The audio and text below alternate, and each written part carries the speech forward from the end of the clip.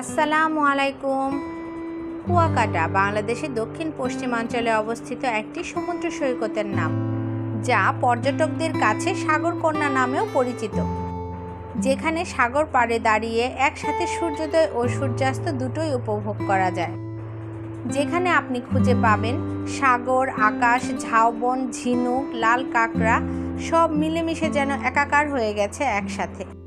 কুয়াকাটা সমুদ্র সৈকতটি বাংলাদেশের দক্ষিণ পশ্চিমাঞ্চলের বরগুনা জেলার কুয়াকাটা শহরে অবস্থিত। বাংলাদেশের এই সমুদ্র সৈকতটির দৈর্ঘ্য প্রায় 18 কিলোমিটার এবং প্রস্থ প্রায় 3 কিলোমিটার। পদ্মা সেতু চালু হওয়ার পর থেকে বাংলাদেশের দক্ষিণ পশ্চিমাঞ্চলে অবস্থিত জেলাগুলির সাথে রাজধানী ঢাকা শহরের যোগাযোগ ব্যবস্থার উন্নতির ফলস্বরূপ কুয়াকাটা পর্যটক শিল্পে দেখা দিয়েছে এক নতুন সম্ভাবনা। ঢাকা থেকে কুয়াকাটা সমুদ্র সৈকতটির দূরত্ব প্রায় 271 কিলোমিটার। বাংলাদেশের অন্যান্য পর্যটক স্পটের তুলনায় কুয়াকাটার পর্যটক স্পটটি তুলনামূলকভাবে খরচ অনেকটাই কম এবং নৈসর্গিক সৌন্দর্যের কারণে পর্যটকদের আকর্ষণের কেন্দ্রবিন্দু এখন দেশের এই জায়গাটি। আমার ট্রাভেল ব্লগের আজকের পর্বে থাকছে কুয়াকাটা ভ্রমণ নিয়ে যাবতীয় তথ্য। আশা করছি আমার আজকের এই ভিডিওটি দেখলে কুয়াকাটা ভ্রমণ অনেকটাই সহজ হয়ে যাবে।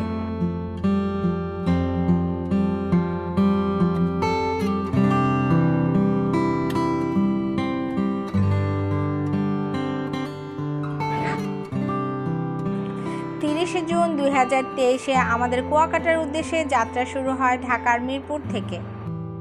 কুয়াকাটার জন্য এসি, নন এসি দু ধরনের বাসই পেয়ে যাবেন কল্যাণপুর এবং সায়দাবাদ থেকে।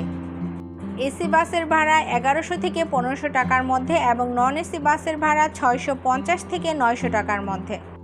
কুয়াকাটা এবং বরিশালের জন্য সবচেয়ে পপুলার বাস হচ্ছে সাকুরা পরিবহনের এসি এবং নন এসি বাসগুলো।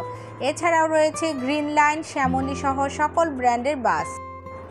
দেখতে দেখতে আমরা ঢাকা মাওয়া এক্সপ্রেস হাইওয়ে পার হয়ে পৌঁছে যাই স্বপ্নের পদ্মা সেতুতে।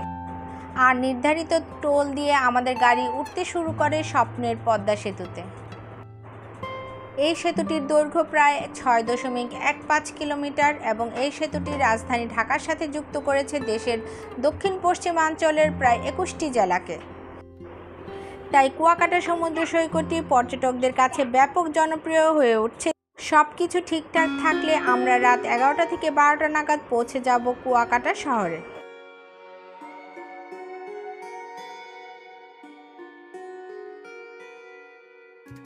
দেখতে দেখতে আমরা মাদারীপুর জেলা পার হয়ে চলে আসি বরিশাল শহরের কাছাকাছি। এখানকারই একটি পাম্পে দাঁড়িয়ে আমরা কিছু সময়ের জন্য ফ্রেশ হয়ে নিই।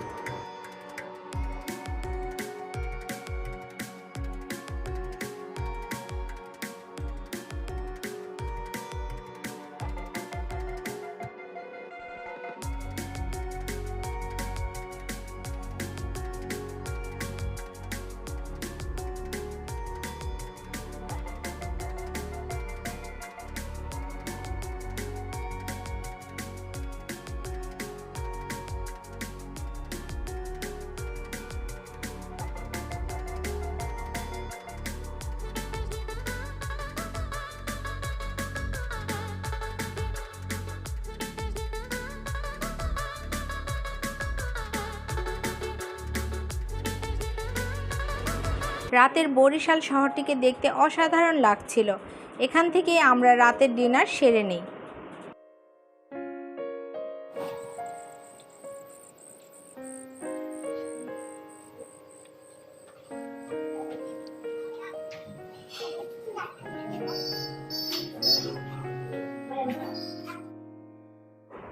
রেস্টুরেন্টটি খুব সুন্দর পরিপাটি করে সাজানো এবং এর খাবারগুলিও খুবই টেস্টি।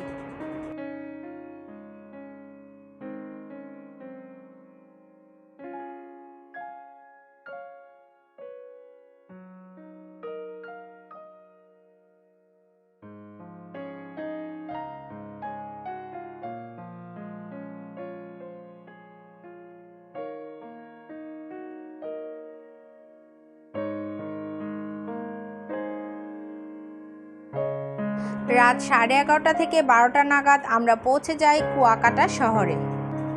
এখানে রাস্তার দুপাশে প্রচুর হোটেল রয়েছে। একটু দরদাম করে ঠিক করে নিতে হবে। এখানে নন এসি রুমের ভাড়া 1500 থেকে 2000 টাকার মধ্যে, আর এসি রুমের ভাড়া 2500 থেকে 3000 টাকার মধ্যে। যদি সাপ্তাহিক ছুটি তথা শুক্র শনিবার বাদে আসেন তাহলে অনেকটাই কমে পেয়ে যাবেন। কুয়াকাটাতে আমাদের গন্তব্য হচ্ছে এই হোটেলে। এই হোটেলটিতে আমরা চেক ইন করে একটু ফ্রেশ হয়ে বের হয়ে যাই রাতের সমুদ্র দেখতে।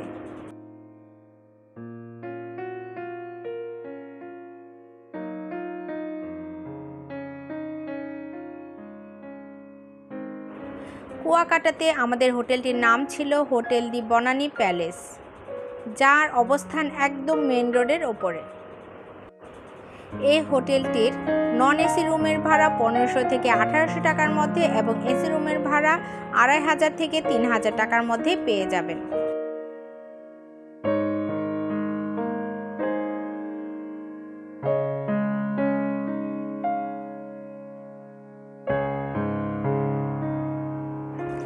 সকাল হতেই সাগরকন্যা কুয়াকাটায় বাড়তে শুরু করে পর্যটকদের আনাগোনা। তবে সমুদ্র নামার আগে অবশ্যই জোয়ার ভাটার বিষয়টি খেয়াল রাখবেন। কুয়াকাটার সমুদ্র সৈকতটি বেশ খরস্রোতা। প্রায় 18 কিলোমিটার দীর্ঘ এই সমুদ্র সৈকত হলেও পর্যটকরা এই জিরো পয়েন্টটিকে বেছে নেয় সমুদ্রে নামার জন্য। এখানকার পর্যটক পুলিশ খুবই অ্যাক্টিভ। আপনার যে কোনো প্রয়োজনে ওনাদের সাহায্য পেয়ে যাবেন অনায়াসেই। কুয়াকাটা সমুদ্র সৈকতটির যে দিকটা আমার সবচেয়ে বেশি ভালো লেগেছে তা হলো খুবই পরিষ্কার পরিচ্ছন্ন। এখানকার স্থানীয় মানুষরাও নিজ দায়িত্বে সৈকতটি পরিষ্কার পরিচ্ছন্ন রাখে। সমুদ্র সৈকতের পাশাপাশি এখানে বেশ কয়েকটি স্পট রয়েছে যা মূলত বাইকে করে ঘুরে দেখতে হয়। আমার পরবর্তী ভিডিওটি থাকবে কুয়াকাটার পর্যটন স্পটগুলো নিয়ে।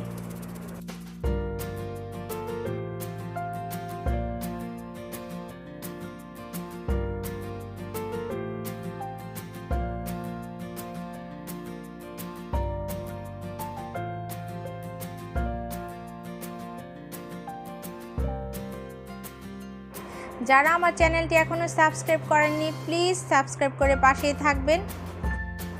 আজ এ পর্যন্তই, দেখা হবে অন্য কোনো ভিডিওতে। আল্লাহ হাফেজ।